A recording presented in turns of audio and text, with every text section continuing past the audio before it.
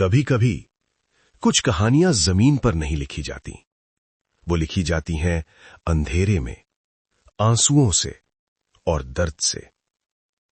एक ऐसा गांव जहां एक कुआं सिर्फ पानी नहीं देता था, वो छुपाए बैठा था एक मासूम की चीखें।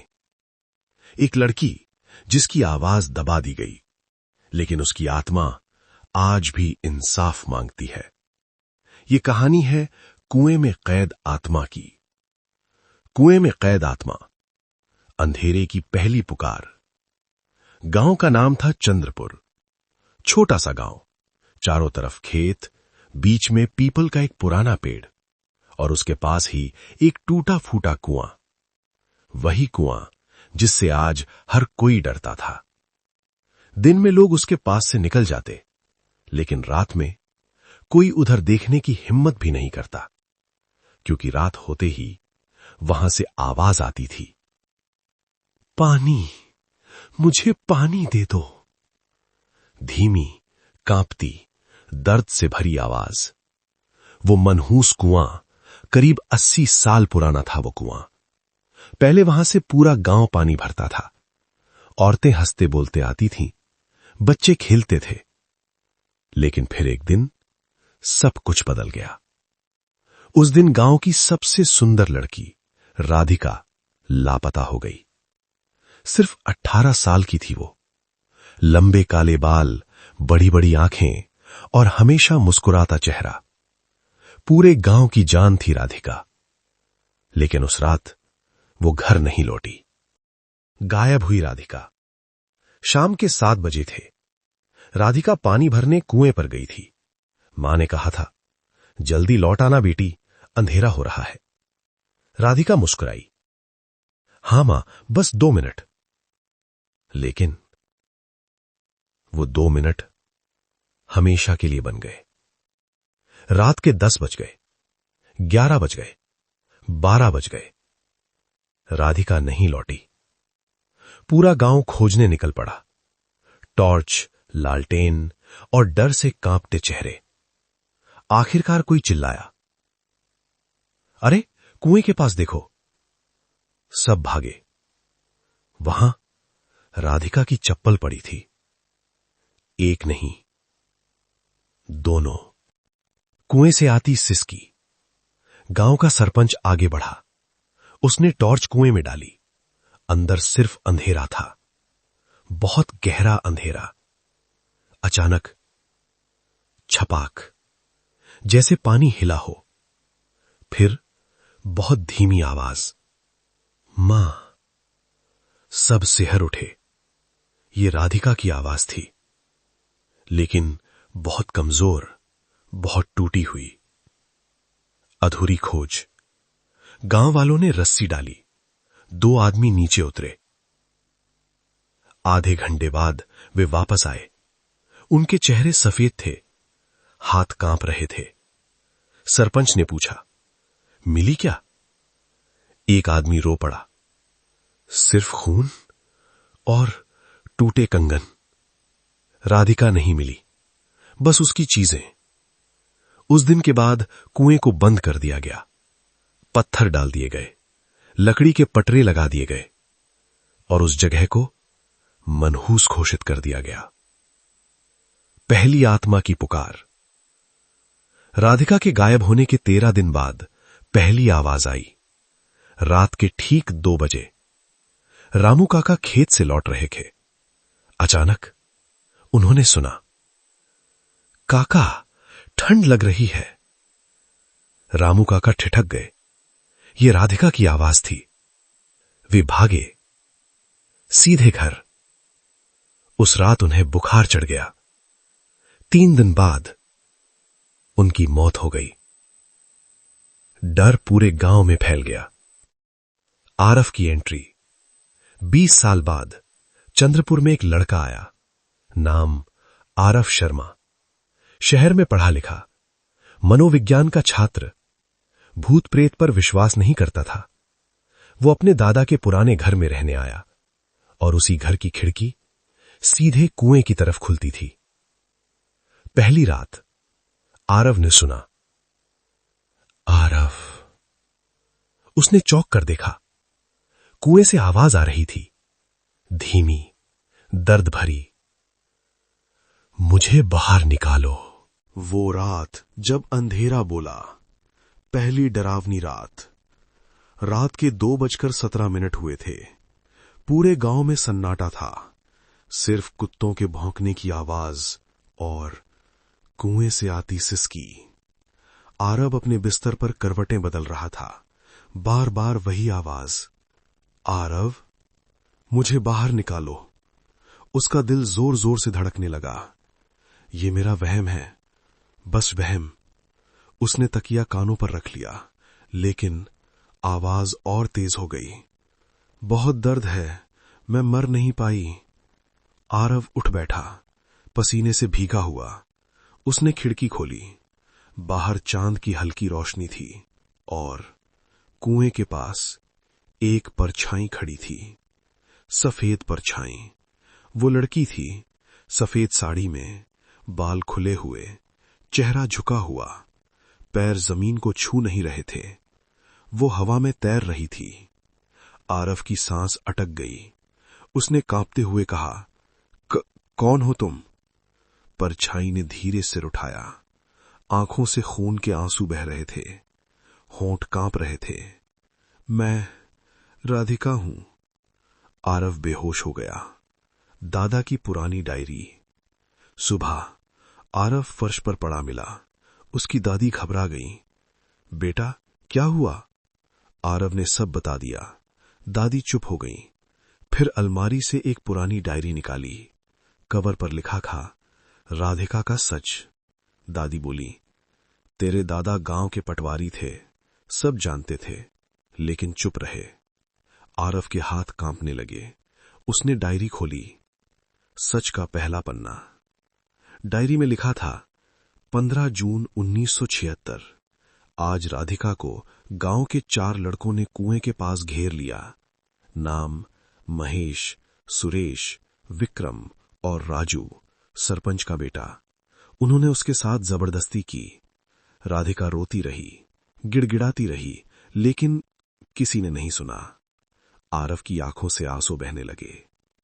कुएं में जिंदा दफन। अगला पन्ना। राधिका बेहोश हो गई। लड़के डर गए। सोचा मर गई। सबूत मिटाने के लिए उसे कुएं में फेंक दिया, लेकिन वो जिंदा थी। कई घंटों तक तड़पती रही, पानी पीती रही, दर्द से चिल्लाती रही, फिर धीरे धीरे मर गई। आरव का दिल टूट गया। क्यों नहीं मिला इंसाफ? डायरी आगे कहती थी, मैंने शिकायत की, लेकिन सरपंच ने धमकाया। पुलिस को रिश्वत दी, केस दबा दिया गया। 4 लड़के आजाद घूमते रहे और राधिका कुएं में कैद हो गई। दादी रो पड़ी। हम डर गए थे बेटा, हम कमजोर थे।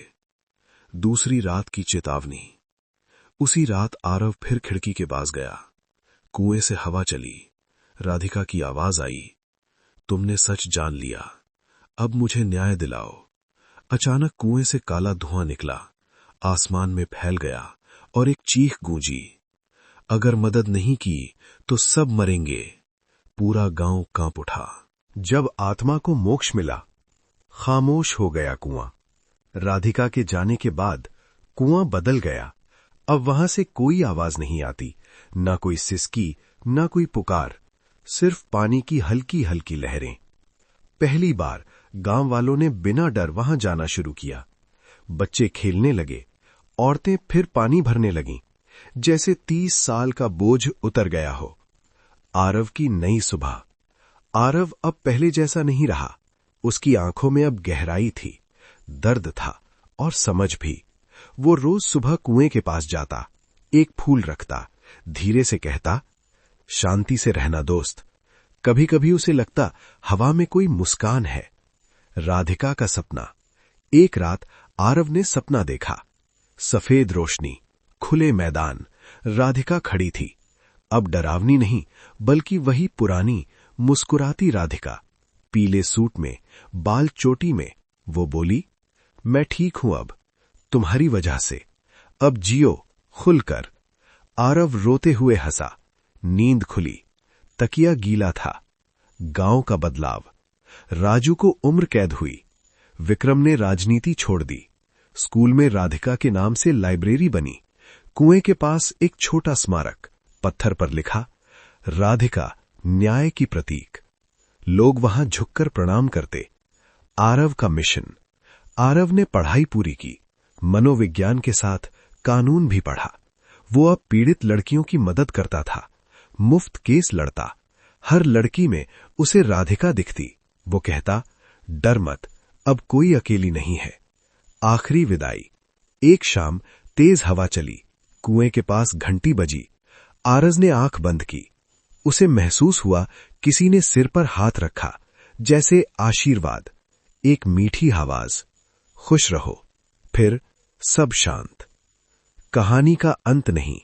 सालों बाद आरव ने एक किताब लिखी, कुएं में कैद आत्मा, ताकि लोग भूले नहीं कि चुप्पी भी अपराध होती है, कि डर से बड़ा होता है सच, और कि इंसाफ देर से मिले तो भी मिलना चाहिए। कुछ आत्माएं बदला नहीं चाहती, वो बस चाहती हैं कि कोई उनकी कहानी सुने। जब सच सामने आया तो अंधेरा हार गया। जब इंसाफ मिला तो आत्मा को शांति मिली, और जब डर टूटा तो इंसान फिर से इंसान बना।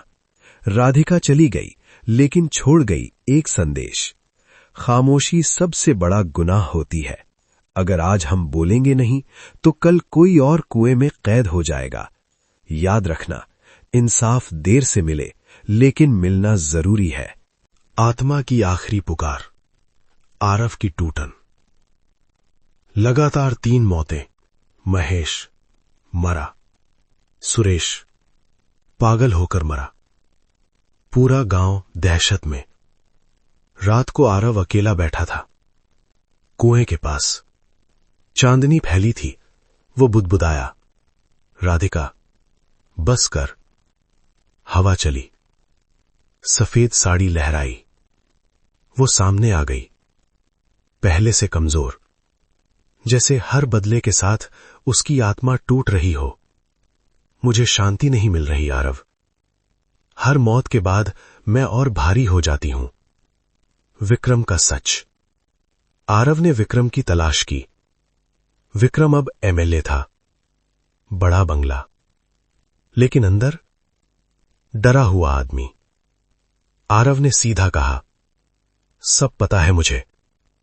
विक्रम फूट पड़ा, रोते हुए बोला, हमसे गलती हो गई थी। मैंने रोका था, लेकिन राजू नहीं माना। उसने कहा, मार दो इसे।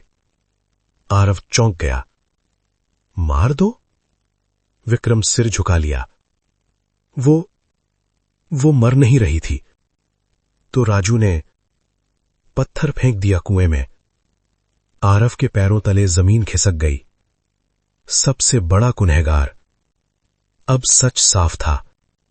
राजू, सरपंच का बेटा। वो सिर्फ अपराधी नहीं, मुख्य कातिल था। उसी रात राधिका चीखी, वो ही था। उसने मुझे जिंदा दफन किया। उसकी आत्मा कांपने लगी। कुएं का पानी उबलने लगा। राजू का डर।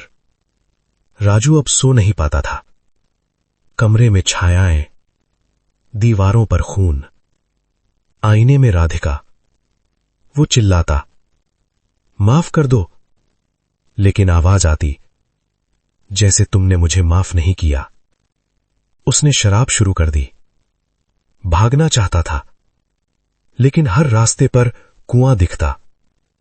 आखिरी सामना। अमावस की रात, अंधेरा घना। आरव राजू को कुएं पर ले आया। राजू रो रहा था, मुझे बचा लो। तभी राधिका प्रकट हुई, पहली बार पूरी तरह। उसका चेहरा अब डरावना नहीं था, बस बहुत उदास। क्यों किया? राजू घुटनों पर गिर पड़ा। डर गया था, इज्जत चली जाती। राधिका हंसी, कड़वी हंसी। मेरी इज्जत? आरव का आखिरी प्रयास। राधिका का शरीर हवा में उठा।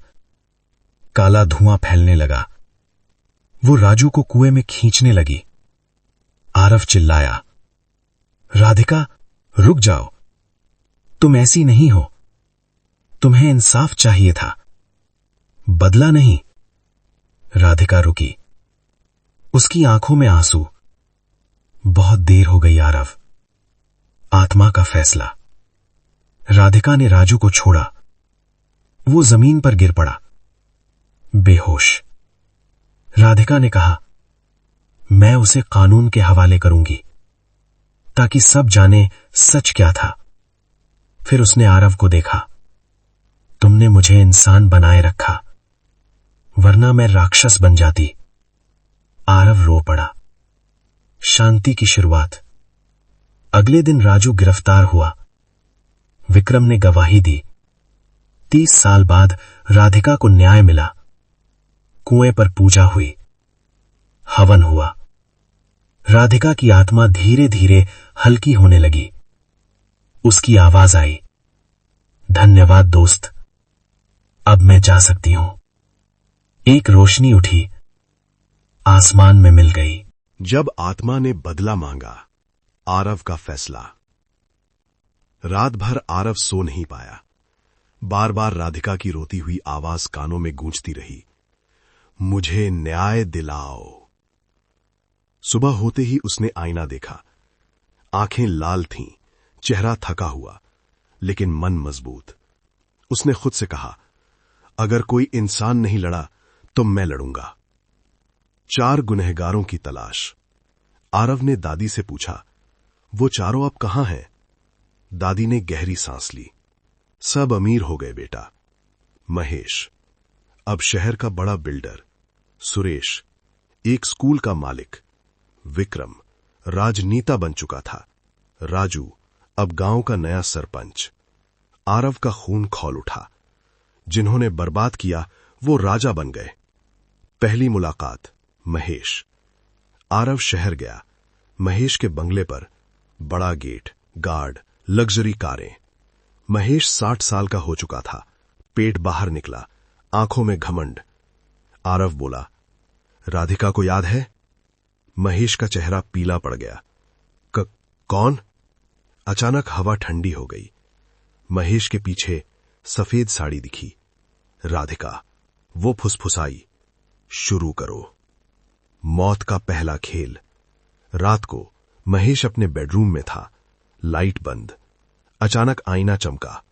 उसमें राधिका दिखी, खून से सनी। महेश चीखा, नहीं, माफ कर दो। दीवारों से आवाज आई, जैसे तुमने मुझे माफ नहीं किया। अगली सुबह महेश मृत मिला। दिल का दौरा, लेकिन उसके चेहरे पर डर जमा था, जैसे मौत से पहले उसने कुछ भयानक देखा हो। गांव में दहशत। खबर फैली, महेश मर गया। लोग फुसफुसाने लगे। शुरू हो गया। राधिका लौट आई। राजू का चेहरा उतर गया। उसे पसीना आने लगा। उसे सपना आने लगा, कुआं, खून और राधिका। आरव का डर। रात को राधिका फिर आई, इस बार पास, बहुत पास। उसकी आंखों में आग थी। अब दूसरा। आरव कांप उठा। राधिका, ये सही रास्ता नहीं। वो चीखी, सही रास्ता तब था जब मैं रो रही थी, तब कोई नहीं आया। आरव रो पड़ा, मैं हूं ना अब। राधिका कुछ पल चुप रही। उसकी आंखों से आंसू गिरे। पहली बार। सुरेश की बारी। सुरेश स्कूल में था, बच्चों को पढ़ा रहा था। अचानक बोर्ड पर लिखा, कातिल, खून से। बच्चे चिल्लाए। लाइट बंद, कमरे में ठंड। एक आवाज, तूने मेरी चीखें नहीं सुनी। अगले दिन सुरेश पागल हो चुका था। बस एक ही बात बोलता था, वो कुएं में है, वो मुझे बुला रही है। कुछ दिन बाद उसने आत्महत्या कर ली। बदला या इंसाफ? आरव टूट गया। ये सब मेरी वजह से हो रहा है। राधिका बोली, नहीं, ये मेरी वजह से हो रहा है। मेरी अधूरी मौत, मेरा अधूरा न्याय। लेकिन उसकी आवाज में अब गुस्सा कम, दर्द ज्यादा था।